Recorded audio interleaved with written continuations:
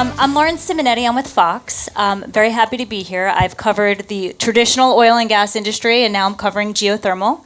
And our topic today is what we've heard throughout the session, but essentially how we can use the American shale revolution and that expertise to tap into the potential of geothermal, right? It's considered bipartisan. Everybody hears what they want to hear. If you're an environmentalist, you hear green, renewable. If you're a fossil fuel person, you hear fracking, right? So it's considered bipartisan. But we want to discuss how we can scale it to the next level and fill the gaps, whether they're political and or financial and or economic. So let's introduce our panel. We have Alex. Bipolar. What? Bipolar. Bipolar. Yep.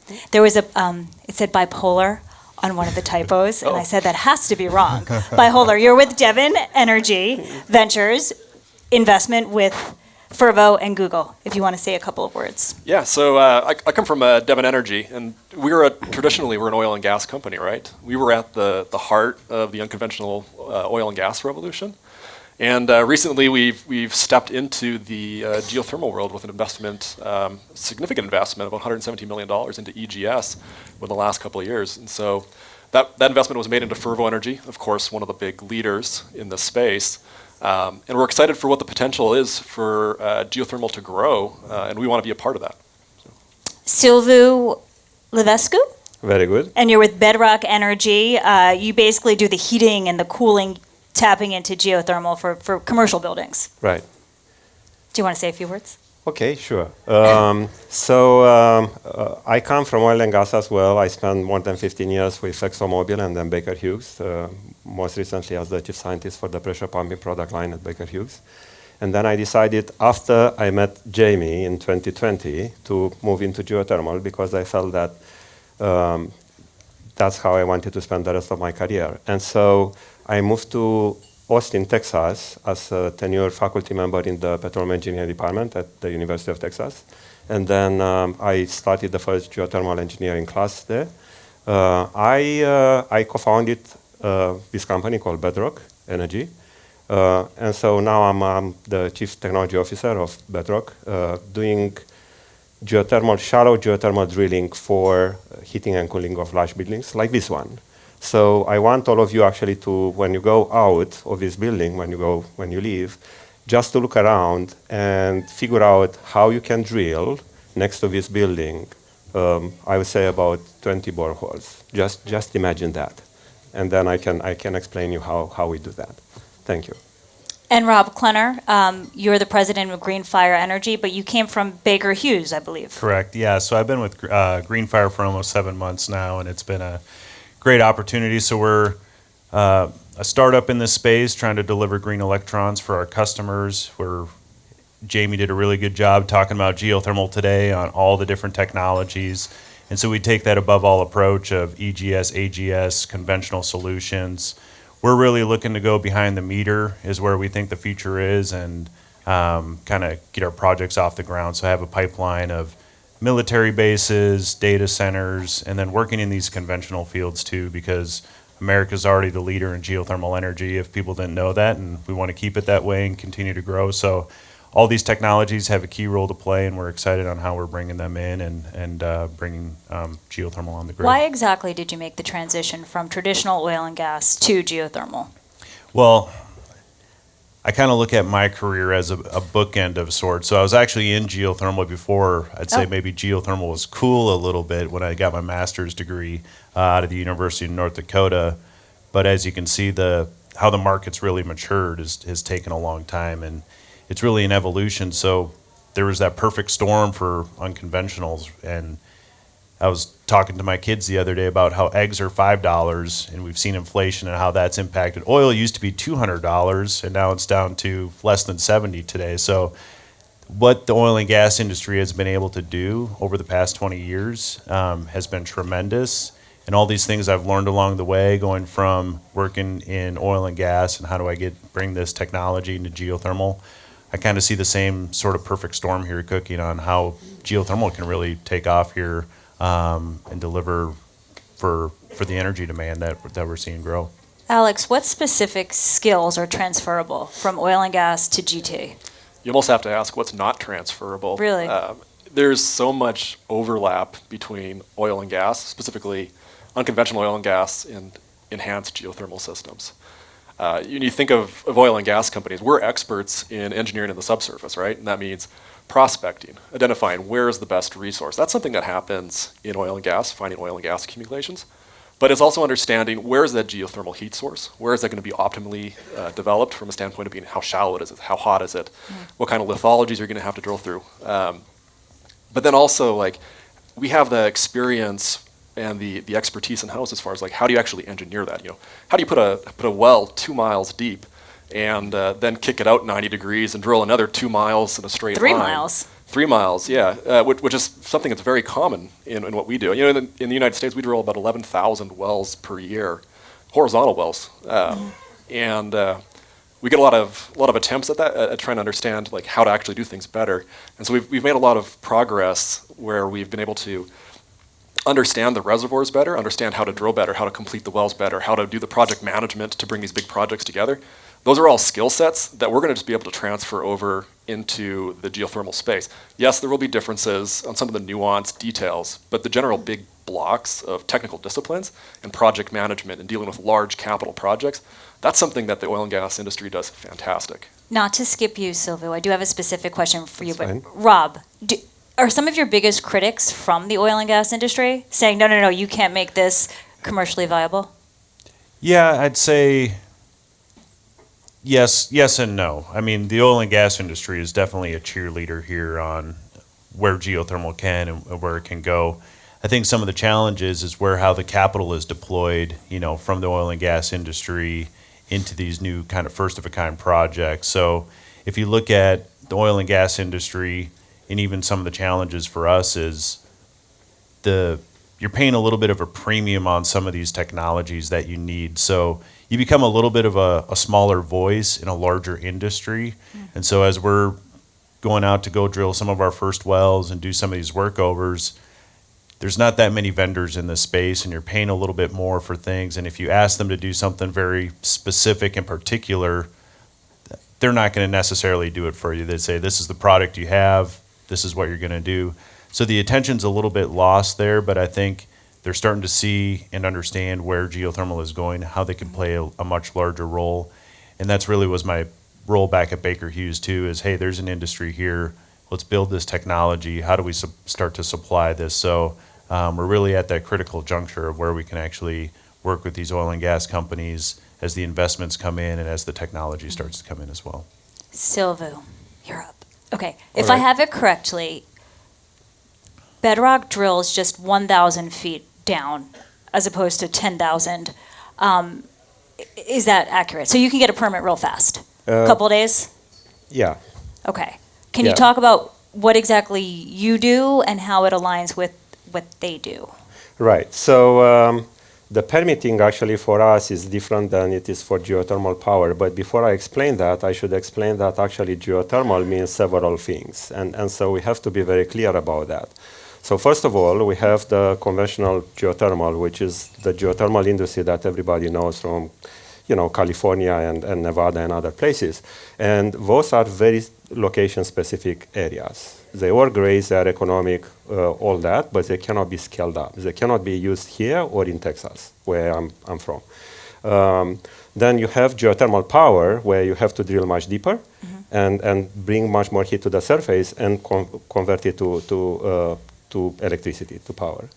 And then you have direct geothermal heat applications, what Bedrock is doing, where actually you drill just 1,000, 1,500 feet, so much shallower. You bring the heat to the surface and you use the heat directly. You don't convert it to power. And so those are HVACs. That's right. And these are the main differences. And then there are a lot of differences in how the oil and gas industry has the expertise to do different things, different ways. Just like in oil and gas, there is not only one technology that is applicable to all the oil fields. Yeah. Right, so now the permitting, of course, is very different. But coming from Texas, where I have a lot of friends here from Texas as well, permitting is in itself, it's treated different like from oil and gas. And the reason for that is because if you think about it, we produce heat. We are not producing hydrocarbons. We don't have the same kind of pressures or the same kind of, corrosion and other things that, the oil and gas is famous for. And so our applications are much more different and require different technologies, but the same knowledge as the one from the oil and gas. Alex, are you concerned that, because it feels like the industry has gone like this in terms of being demonized and then a hero and, the waves keep going, that the number of students who are interested in petroleum engineering has declined? And when you look at the number of graduates in petroleum engineering, it's down, I want to say 80% from the height in 2017. Are you concerned with these transferable skills that there's just not enough students, men and women, graduating with those skills? Yeah, that's a great question. When you look at succession planning and technical succession planning, this has always been a problem in oil and gas. It's a commodity-driven business, right? When prices are high, there's lots of jobs, and people go into the programs, and they become geologists and engineers and landmen and all the different disciplines that make the industry work. But when prices are low, those jobs don't exist because it is a commodity-driven business. Now, you think of electric markets where you're selling long-term PPAs, where you're locking in projects for 10, 20, 30 years. That's trading that volatility, and that's making it into this like vitality, I guess you could say, of consistent returns that doesn't have that level of volatility and risk associated with it. Now, I think, speaking at Devon, we haven't seen a problem recruiting top talent for our groups, but it is something that we continue to look at as we look at technical disciplines and the different universities that are putting people out.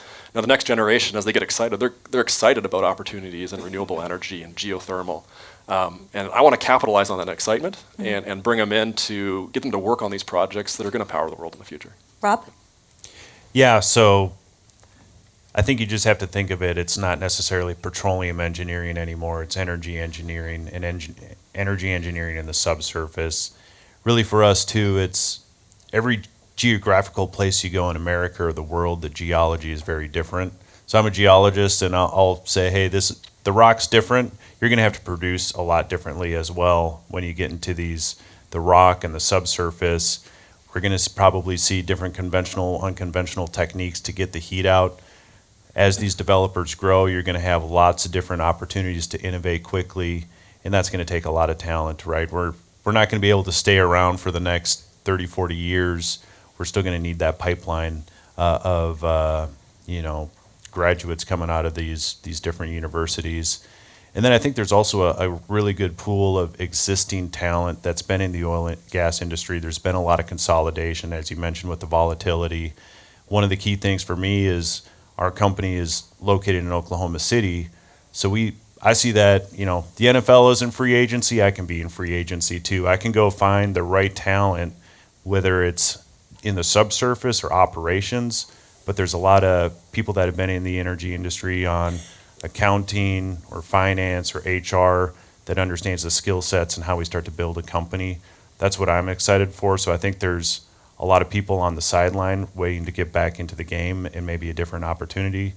And then I think it's, whether you call it petroleum engineering or energy engineering, there's going to be a lot of innovation here on the geothermal side as well as we start to scale and build this. And no doubt there's still going to be a lot of innovation when it comes to the oil and gas industry as there's opportunities in EOR, new completion techniques. So we need to keep working with the universities and make sure this isn't a forgotten discipline, and work with those universities for internships in whatever way we can as well to get them excited and into the industry. What about data engineering, Silvu, or the natural interest that people have in artificial intelligence? Does that expand the pipeline of talent? Yeah. Excuse me. So you had a panel today about artificial intelligence and data centers. By all means, the demand is there. The workforce, unfortunately, is not, right? So we do need actually more people.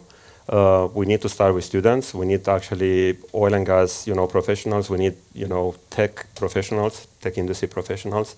We need to bring them all in because just to put in perspective, what we are talking here about, we have the oil and gas industry now, which employs probably 2 million people in United States for the entire supply chain. Just the geothermal heating and cooling industry, and then the geothermal power industry, these two will be, each one of them at least as big as the current oil and gas industry to provide the amount of energy that we have for free under our feet in the United States, right? So if you think about it that way, building two oil and gas industries in the next 10, 20 years requires so many people that currently we don't have. And even if we want to take them from the oil and gas industry, we will. We will have all that knowledge and innovation and all the skills, but we still need people. And so we need to think about how we can get more people for oil and gas, for geothermal, for the entire subsurface, industry that is required in the future. Alex, if you had a magic wand and you can just, point it at the White House, what would you ask for? A couple of the panel discussions so far have talked a lot about some of the big heavy hitters, which is, your permitting needs to be streamlined, capital, avoiding that valley of doom where you can't get financing for your projects. Or a bank just pulls it because they think you're associated with an industry they don't want to be involved in. Right. So those are, we've kind of hit those ad nauseum today. But I think the other piece is trying to understand this resource that we have.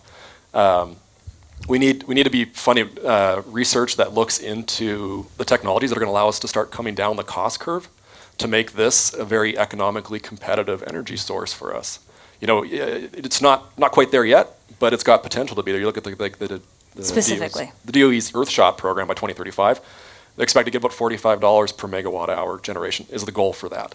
And now, if we can do that as a country and as an industry, then that becomes a very economic source of energy for us to pursue. Mm-hmm. But to get there, we have to innovate on the drilling side of things. We have to on the completion side of things. In addition to all of the efficiency that we need to get on permitting to streamline how quickly we can get things through, so that we're not sitting on capital for a long time before we get a return on it. Because once those kind of project economics start to make sense, more investment's going to follow on, and this industry is going to be growing with or without tax credits at that point. Do you have a timeline for that? I would like to see that within the next 5-10 years. Okay. What do you think, Rob? Magic wand-wise, you're saying? Magic wand-wise, yeah, so or anything. One of the big things for me is how do we really market this as a very premium product? Not alongside wind and solar and other energy sources. That reads expensive, premium expensive. Well, it is.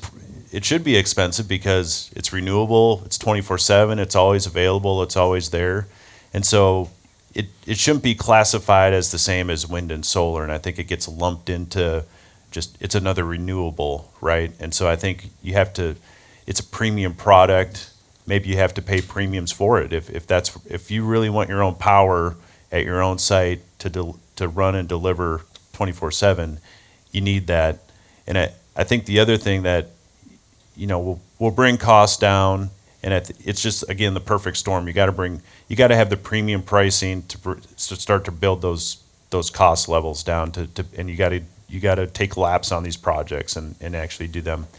The other big thing is the infrastructure. I think is we're going to run into some bottlenecks here on very large projects. So if anyone's familiar with some of the geothermal projects in California, were recently hey, we're not doing these, we're backing out because they were too big, they can't get in the queue. So it's almost like you're bringing on a large oil and gas asset, but if you don't have the pipeline to take everything away, you can't bring on things faster than how you can take things away. So you want from the a pipeline. infrastructure. So you're going to need some infrastructure. That's how we start to eliminate some of these bottlenecks. So I think the infrastructure is going to have to keep pace along with the geothermal industry if we're going to really scale quickly. And that's going to take some, magic wand there as well, I guess, to, the capital not only has to go build the power plant, but how do you take away the capacity too? So I think there's the ability to streamline this a little bit. Obviously the data centers are a big opportunity and you can co-locate these. And I think there's going to be an opportunity as well for natural gas to sit along geothermal at some point, because there's going to be, I see those as two very reliable energies again that can power a data center co-located. And so maybe you you can get around some of those bottlenecks, but I think at some point there's going to be streamlining infrastructure as well for larger projects that we need to look at. And you're a magic wand? Yeah, so if you think about it, we have the knowledge, we have the innovation, we have all the skill sets to scale up geothermal and to actually use it at its full potential of a free energy that is base load and always on. What we don't have is the vision to make this energy source scalable fast. And so for that, actually, we do need more funding. We have a lot of courageous startups in the landscape now. They need help. They need the infrastructure, they need the workforce, they need the funding, they need the customers, they need actually a lot of things. But most of all, they need the vision, the support for vision to make this a scalable, energy source that everybody wants and to see. Mm-hmm. You want to add anything, Alex? I was going to just follow up on the premium product line there, because I think, we talk about firm base load power, which is 24/7. This is something that we need. We talk about data centers, right? They need reliability 100% of the time. So it really is a premium product. But something that kind of gets lost in that discussion a little bit is everybody throws out these metrics about levelized cost of electricity, and you'll see that onshore solar is really cheap, wind is really cheap, geothermal is more expensive, but that doesn't take into account some of the bigger costs that make those energy sources able to produce at those low prices. You really need to be looking at the full system scale size. And when you start looking at what's the levelized full system cost of electricity, geothermal actually shows as being probably one of the cheapest energies because it's not baking in the same transmission costs that need to be added to the grid, the battery storage costs that need to be added to make other renewables work, and all the other things that get baked in to making that whole system work. That doesn't affect for geothermal because it is 24/7 base load. It truly can be the cheapest. What's in that Google's reception been thus far? They're excited for geothermal to grow. They see it. I mean, they want the same thing. They want renewable energy that is carbon free. This is something that we can deliver with geothermal. Mm-hmm. It is a newer technology. There's a little bit of reservoir risk and technology risk, but we'll clear those hurdles. But they're excited for the opportunity. Mm-hmm.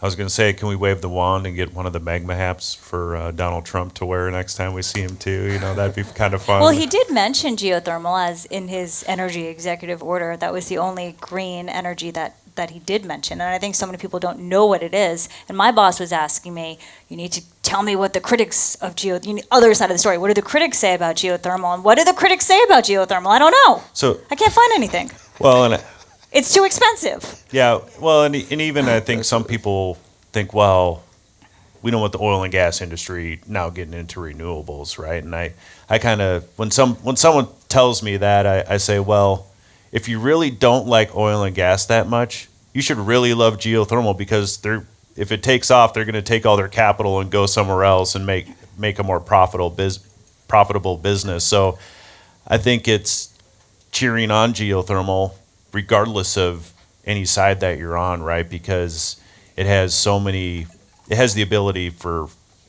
the oil and gas industry, transition, technology, but it also just checks a lot of the boxes. And just kind of going back to the data center side, when we talk to the different off-takers, they love geothermal because wind and solar just don't check the boxes anymore. And now they're starting to understand there's not enough wind and solar out there. We need something else. What's the solution? And so, geothermal just kind of comes in the back door. But I think in general, it's on both sides of the fence. I think it's going to be here to stay and continue to grow. Do you guys agree with the forecast that in the next 20 years, geothermal could power 3/4 of the world's energy needs? Do I have that right? Yeah, that's what Jamie had said earlier during lunch, Yeah? but she stepped out. I heard that from Heather Reams, too. Okay. That just seems like a huge number. Yeah. I disagree. If we do this right, actually, it will be more than that. More than 3/4. I would like to say so, but... So then you're putting oil and gas out of business. Not and wind and solar and not nuclear necessarily. and hydrogen. I mean, there are still uses for oil and gas that don't have things to do with delivering energy, right? All the plastics or the other things that we are using on a daily basis are still made from clothes, right? Most of the clothes, right? So that's a completely separate discussion. But what we are talking here is about delivering energy. Mm-hmm. There's a lot of the forecasts, they'll say up to maybe 15% by 2050. So it's really that energy addition piece to what the total demand is. I don't know if I've heard the 3/4 figure before. That seems high, but the 15% was kind of what we've been looking at, what that growth is, and that's coming from less than 0.5% today. Yeah, 0.4% today, I believe, maybe a little bit more, but minuscule. Yep. And then you can really ramp that up. I read Department of Energy estimate is by 2050 it could power 65 million homes. Yeah. That's a lot of homes. Be It's a amazing. lot of homes. Yeah. Thank you. Thank you very much. Thank you.